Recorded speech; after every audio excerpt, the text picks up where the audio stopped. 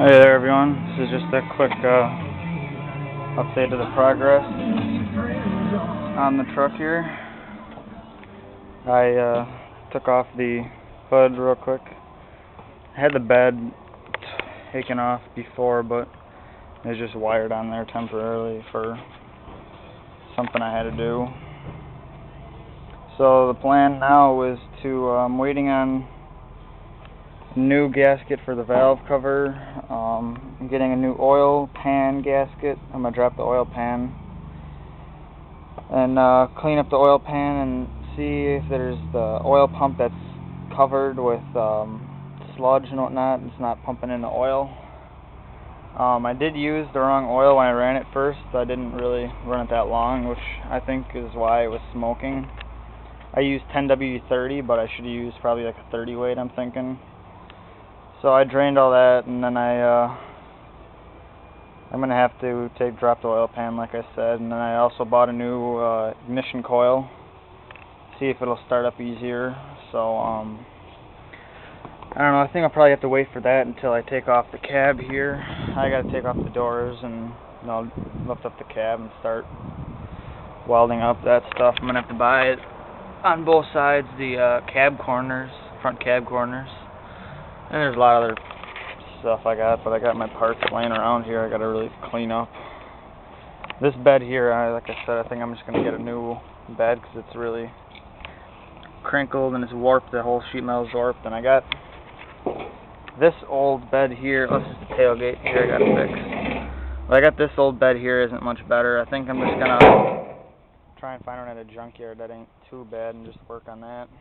Tailgate can be fixed, but I'll probably just use this here for patching of some sort for the metal, whatever I need on different parts. I'll just sandblast it to bare metal and weld it. Won't be too bad. Yeah, I don't know. I'm trying to determine here. I don't know if this is a good idea or not, but I'm thinking maybe next time I get it running, I'm gonna see if there's oil pumping through here to the rocker arms, because I don't know if there is oil pumping through here. It doesn't seem like there's any fresh oil. And then this valve right here, I think I said that was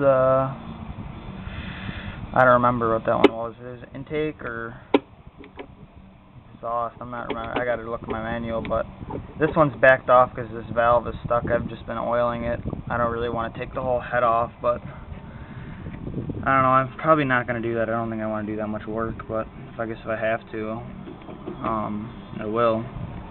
But I think maybe what I'm going to do is just keep letting it penetrate, and then I'm going to try and maybe just take a block of wood and just hit it up here lightly and see if I can kind of free it up, because I don't know, this thing was, well, before I ran it, I want to say maybe like 10, 15 years ago it was running, so I mean, it shouldn't be held by that much rust or whatnot, but I mean, I don't know, I haven't took off the head and looked at it, but that's another thing I'm going to have to try and fix on this, but everything else is coming right along. Show you here. I don't know if I show you this or not, but I got plenty of, on this side here, I got plenty of welding to do along this back cab here. This cab is going to be a lot of work. There's lots of dents up in here too. I'm going to have to hit out. I don't much like doing that, so my whole idea was I was going to try and find, I don't know if you can see or not, but there's lots of dents in here. A barn fell on it, on the top here. My idea was I was going to try and cut this whole top part of the cab off all the way up. You can kind of see the dents now. I was going to try and cut it all the way up here, and try and just re-weld a new one in, which I thought would have been easier, but my dad said that when I get off the cab I'll weld it up, and then he said he'll take the body hammer to it and get it as close as he can, and then and then I'll just body filler it, and maybe I'll use lead. I'm not sure yet. Probably be better to use lead. I'm not quite sure yet what I'll use, but he said that he'd do that for me since I really don't like doing that type of thing. I'm more of cutting and welding or whatnot. But I'm not that good at that type of stuff yet, so he said he'd give me a hand with that. And then I don't know, I was thinking I'm not going to do a complete perfect restoration on this. I just want something I can that runs and drives and stops alright and looks kind of cool and whatnot. But I'm definitely thinking I'm going to sandblast the frame and put a good coat of epoxy primer on the frame. I'm not quite sure, you know. But then I was thinking, you know, they got the leaf springs here. How is that going to look without the paint? Because I don't want to get the sand in these joints and whatnot, and then I don't want to get sandblast this rear axle here either, because then you're going to start getting maybe sand into the gaskets. I don't know if any of you guys know if I should or should not sandblast the rear axle. I was kind of thinking not. If I was going to do anything, I was going to maybe wire wheel it and then wire wheel the drive shaft all the way up. But I'm not sure what you guys think about that, so a lot of work ahead of me yet. I think all of them are pretty much all seized up on the brakes. I didn't even start any brake work, but they're all pretty well seized up, so it's going to need a lot of work too. So I'm going to start working on this a little more lately. I got more free time now. I'm just trying to stay motivated here and keep working. Trying to decide even if it's worth my time to clean up the engine and paint it. I don't know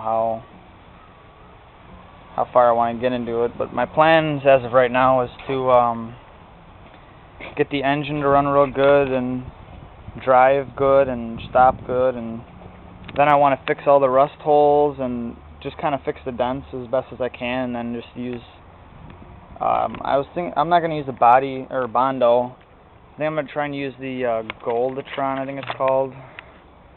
I gotta look. I looked online to see what it was, but it seems like it's better than the Bondo for body filler. But I want to try and use the least amount of body filler as I can if possible, but I'm no body work guy, so I do my best to see what happens. But that's the plan. I'm hoping as of this year, before winter comes around, here's a rust hole. I'm hoping before this year I can get the engine running real good, and then I want to take off the cab and then get the cab, the rust fixed, and then just get it sanded up and primed hopefully, and then this winter I'm going to take some bed parts and then the fenders. I don't have rear fenders. It didn't come with rear fenders. I have running boards that need a lot of work. I don't know.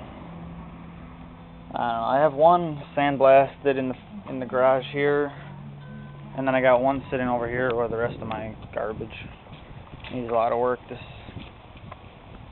Someone actually put a whole piece of sheet metal on the top there because it's all rusted through. It's not real sturdy at all, so I don't know how much a new one costs or if I could find a good used one, but this one needs a lot of work.